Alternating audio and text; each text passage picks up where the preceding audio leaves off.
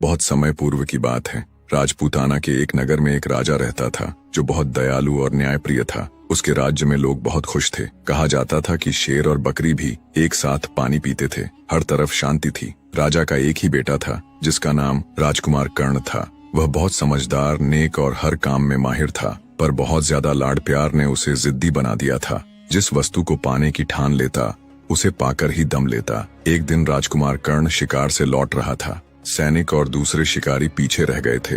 राजकुमार घोड़े पर सवार होकर बहुत आगे निकल आया था। जंगल में यूं ही इतनी देर तक शिकार की तलाश में भटकने के कारण उसे बहुत प्यास लगी थी। उसने चारों तरफ देखा तो पता चला कि यह धोबियों का मोहल्ला था। हर जगह कपड़े धोए और सुखाए जा रहे थे। अचानक राजकुमार कर्ण की नजर एक घर की छत पर खड़ी लड़की पर पड़ी जो कि अपने बाल सुखा रही थी। राजकुमार उसे देखता ही रह गया। उसने इतनी खूबसूरत लड़की पहले कभी नहीं देखी थी। ऐसा लग रहा था मानो उसके काले लंबे बालों के बीच चांद जैसा चेहरा चमक रहा हो। लड़की की नजर भी राजकुमार पर पड़ी और वह तुरंत दुपट्टे से खुद को ढककर नीचे उतर गई। राजकुमार जैसे होश में आया, इतने में उसके साथी और नौकर भी वहां आ गए और राजकुमार कर्ण को मजबूरन महल वापस आना पड़ा। पर उसकी आंखों से वह सुंदर सूरत हट ही नहीं रही थी। उसने अपने खास नौकरों को भेजकर पता करवाया कि वह लड़की कौन है, तो मालूम हुआ कि वह एक धोबी का घर था और वह धोबी की बेटी थी। राजकुमार जिद और गुस्से से बिस्तर पर पड़ गया और बोला,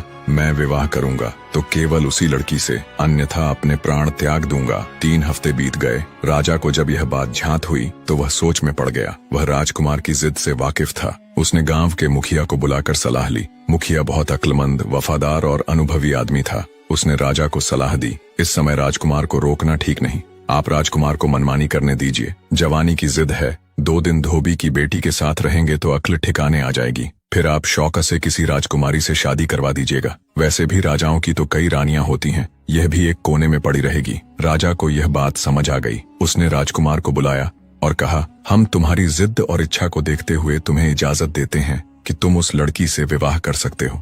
राजकुमार ने धोबी और उसकी पत्नी को बुलवाया। वे डरते कांपते आए, सोच रहे थे कि न जाने क्या गलती हो गई है जो राजकुमार ने उन्हें बुलाया है। राजकुमार ने उनसे कहा, हम तुम्हारी बेटी से विवाह करना चाहते हैं, तुरंत तैयारी करो। राजकुमार ने सोचा था कि धोबी और धोबिन खुशी से समा नहीं पाएंगे और राजकुमार के पैर पकड़ लेंगे कि उन्होंने उन्हें इतना सम्मान दिया, पर ऐसा कुछ नहीं हुआ। इसके बजाय वे दोनों सोच में पड़ गए। फिर बोले, राजकुमार, यह तो हमारी खुशनसीबी है कि आपने ऐसा इरादा किया, लेकिन हम अपनी बेटी से पूछकर जवाब देंगे। राजकुमार ने यह सुना तो उसे बड़ा गुस्सा आया। एक तो मैं इस धोबी का सम्मान कर रहा हूँ, इस गरीब की बेटी से शादी कर रहा हूँ, और यह मेरे राज्य का मामूली धोबी कह रहा है कि बेटी से पूछकर बताएगा। लेकिन यह हृदय का मामला था। उसे उस लड़की से प्रेम हो गया था, इसलिए धोबी की बात बर्दाश्त कर गया। उसने धोबी से साफ कह दिया, हमें इनकार सुनने की आदत नहीं है। इनकार करने पर मैं तुम्हारे पूरे खानदान को कारागार में डाल दूंगा। वे दोनों जैसे डरते कांपते आए थे वैसे ही लौट गए। घर पहुंचकर उन्होंने अपनी लड़की से कहा, राजकुमार तुमसे विवाह करना चाहते हैं, अगर तुमने मना किया तो हम जान से हाथ धो बैठेंगे। लड़की कहने लगी, ठीक है माँ, पिताजी मैं राजी हूँ, लेकिन राजकुमार से कहिएगा कि मेरी 4 शर्तें हैं, खुद आकर सुन लें। अगर मंजूर हो तो बारात लेकर आ जाएं।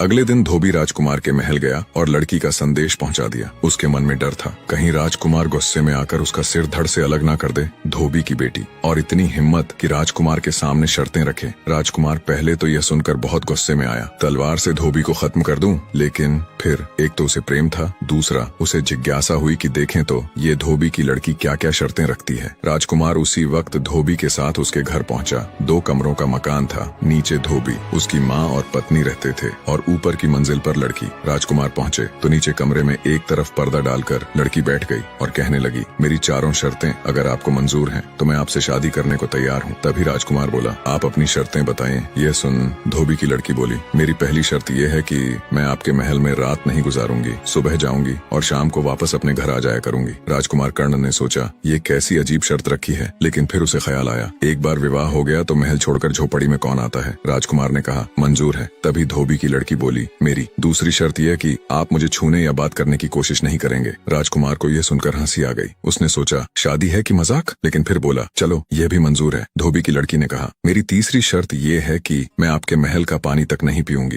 राजकुमार ने सोचा, यह भी बकवास है, लेकिन लेकिन फिर कहा, ये भी मंजूर है। धोबी की लड़की ने कहा, ये रही मेरी चौथी और अंतिम शर्त। अगर आपने मुझे उंगली से भी छूने की कोशिश की तो हमारा रिश्ता वहीं खत्म हो जाएगा, फिर मैं कभी वापस नहीं आऊंगी। राजकुमार ने सोचा, ये बड़ी अजीब लड़की है, कैसी बदतमीज है, लेकिन फिर कहा, मुझे तुम्हारी सारी शर्तें मंजूर हैं। लड़की ने कहा, अगर आपको मेरी सारी शर्तें मंजूर हैं तो फिर आप बारात ले आइए। लड़की नहीं चाहती थी कि उसकी वजह से धोबी और उसका परिवार किसी मुसीबत में पड़े। राजकुमार 2-4 दोस्तों को साथ लेकर धोबी के घर बारात ले चला गया और फेरे पड़वाकर धोबी की बेटी को महल में ले आया। लड़की ने साड़ी पहन रखी थी और बड़ा सा घूंघट निकाल रखा था जिसमें उसका चेहरा पूरी तरह छुप गया था। राजा रानी तो वैसे भी शामिल नहीं हुए थे, बस एक राजकुमार की खास दासी थी। वही हाथ बांधे खड़ी रही कि कोई हुक्म हो तो पूरा कर दे। शाम हुई तो दासी ने आकर बताया, घोड़ा गाड़ी लग गई है। बहू उठी और सीधी गाड़ी में जाकर बैठ गई। अगले दिन सुबह उन्हीं कपड़ों में इसी तरह लिपटी हुई आई और उसी पलंग पर बैठ गई। दिन भर ना कुछ खाया, ना पिया, ना हिली डुली, पत्थर की मूर्ति की तरह बैठी रही और शाम को वापस चली गई। 1 दिन, 2 दिन, 3 दिन, पूरे 6 महीने हो गए। उसके रोज के काम में कोई फर्क नहीं आया। जैसा राजकुमार ने सोचा था वैसा कुछ भी नहीं हुआ और राजकुमार अपनी शर्तों से बंधा हुआ था। जिस चेहरे को देखकर उसने अपनी नींद और चैन त्याग दिया था, उस चेहरे की एक झलक तक देखने को नहीं मिली। दरबार में लोग अलग अलग बातें बनाने लगे। राजा,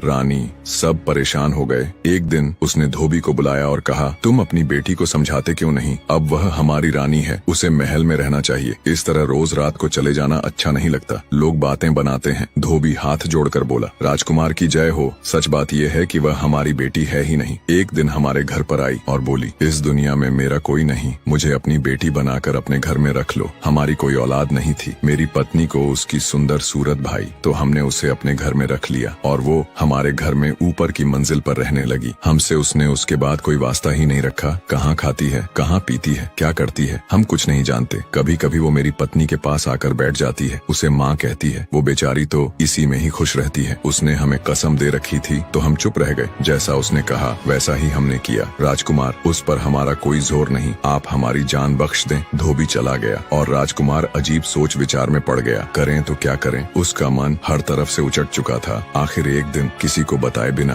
महल से निकल पड़ा। बस अपनी विश्वास पात्र दासी को बताया, मैं जा रहा हूँ, पता नहीं कहाँ और पता नहीं कब तक वापस आऊंगा। अगर मेरे पिताजी या माँ मेरे बारे में कुछ भी पूछें तो कह देना यात्रा पर गए हैं और ठीक हैं। दासी का हृदय राजकुमार की हालत देखकर बहुत दुखी हो गया। उसने भी सोचा, चलो अच्छा है, कुछ दिनों इस झंझट से तो मुक्ति मिलेगी। राजकुमार का मन दुनिया से ही उठ चुका था। वो हिमगिरी पर्वत की तरफ निकल गया। महीनों इधर उधर भटकता रहा। एक रात बर्फ से ढकी पहाड़ी पर रात गुजारने के लिए एक गुफा तलाश कर रहा था कि एक गुफा में कुछ रोशनी दिखाई दी। वो डरते डरते अंदर पहुंचा तो देखा एक बहुत बूढ़ा आदमी पूजा कर रहा है। उसकी आंखें बंद थीं, दाढ़ी और सिर के बाल बहुत ज्यादा बढ़े हुए थे। पूरे शरीर और पलकों तक पर धूल जमी हुई थी और एक दीपक जल रहा था जिसमें 1 गज लंबी बत्ती जल चुकी थी और 1 गज अभी बाकी थी। उन्हें देखकर राजकुमार के दिल को बड़ा सुकून मिला। वो उनके कदमों के पास बैठ गया, लेकिन उन्होंने आंखें नहीं खोली। उन्होंने समाधि लगा रखी थी। उन्हें कुछ खबर नहीं थी। वे ईश्वर के ध्यान में डूबे हुए थे। राजकुमार वहीं रहने लगा। रोज सुबह उठकर झरने से पानी लाता, योगी महाराज के हाथ पांव धोता,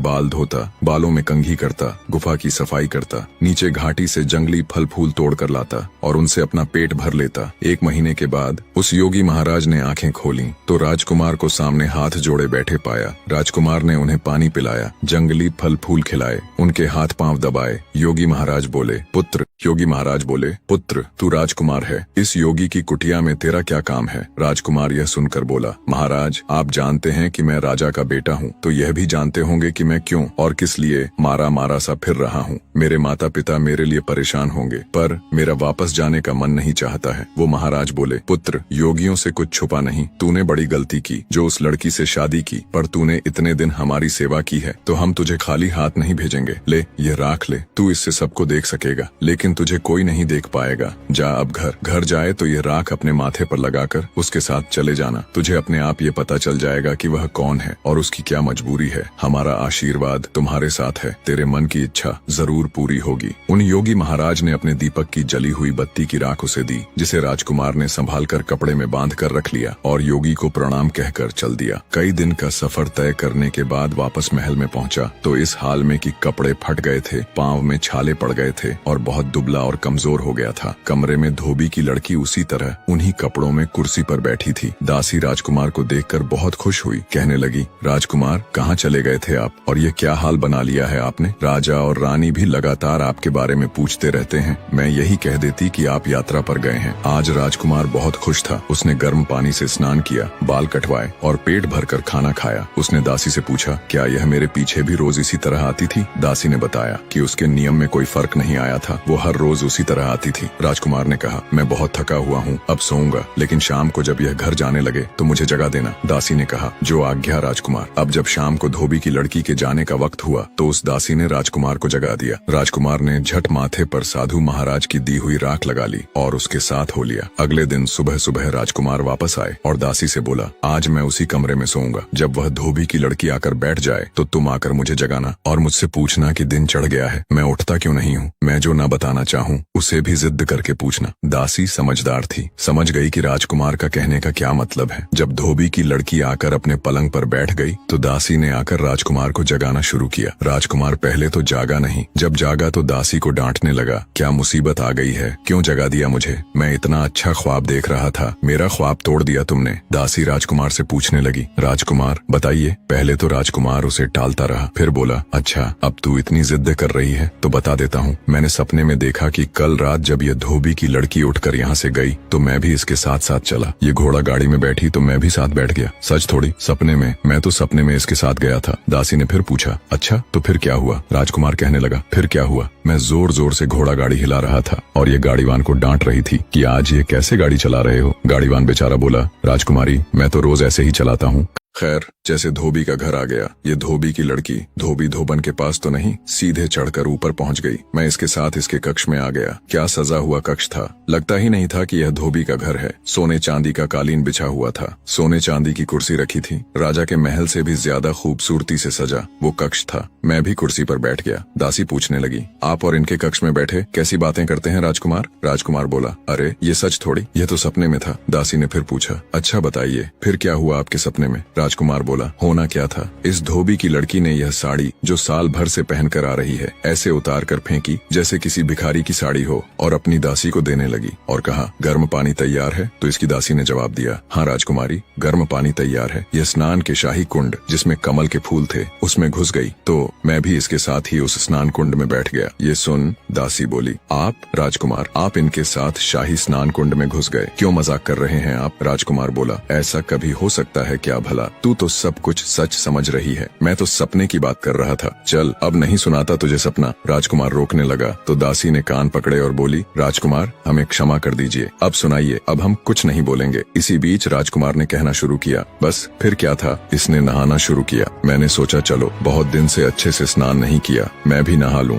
यह एक कटोरा भरकर पानी डालती, मैं 4 कटोरे डाल लेता। इसके शरीर पर जो इसने मुल्तानी मिट्टी, गुलाब और न जाने कितनी ही मन मोह लेने वाली सुगंध से भरा उबटन लगाया, वो भी नहीं छूटा था कि पानी खत्म हो गया। इसने अपनी दासी को आवाज लगाई, आज पानी इतना कम क्यों रखा है? दासी ने कहा, राजकुमारी मैंने उतना ही पानी रखा है जितना रोज रखती हूँ, कम हो तो आप और ले लीजिए। वह एक और बाल्टी ले आई, वह भी मैंने खत्म कर डाली। फिर तीसरी बार इसने पानी मंगवाया। जैसे तैसे यह उस शाही स्नान कुंड से बाहर निकली। इसी समय दासी को आवाज लगाई, तुरंत खाना लगाओ, हमें बहुत जोरों की भूख लगी है। सारा दिन उस धूर्त राजकुमार के वहाँ भूखा प्यासा बैठना पड़ता है। दासी छत पर गई और आसमान की तरफ हाथ करके खड़ी हो गई। आसमान से एक थाल उतरा जिसमें सोने चांदी के बर्तनों में दुनिया भर के स्वादिष्ट पकवान रखे थे। दासी ने अपने लिए थोड़ा खाना निकाला और शेष बचा सारा थाल लाकर इसके सामने रख दिया। मैंने सोचा, लाओ आज मैं भी इसके साथ खाना खा लूं। कितने दिनों से जंगल जंगल घूमते अच्छा खाना नहीं मिला था। ऐसा स्वादिष्ट खाना कि क्या बताऊं। एक निवाला यह खाती और 4 निवाले मैं खा जाता। इसका पेट भी नहीं भरा और खाना खत्म हो गया। इसने फिर नौकरानी को डांट लगाई, दासी क्या बात है, आज तू कर क्या रही है? इतना सा ही खाना रखा है, मैं भूखी रह गई। नौकरानी बेचारी हैरान थी, बोली, राजकुमारी मैंने उतना ही खाना आपके लिए निकाला था जितना रोज निकालती हूँ, लीजिए आप मेरे हिस्से का भी ले लें। लेकिन आज कुछ गड़बड़ जरूर लगती है, कहीं राजकुमार ने आपसे बातचीत तो नहीं की? इस पर यह धोबी की लड़की अपनी नौकरानी को डांटने लगी कि तेरी हिम्मत कैसे हुई ऐसी बात कहने की, वो तो मुझे कभी छू भी नहीं सकता।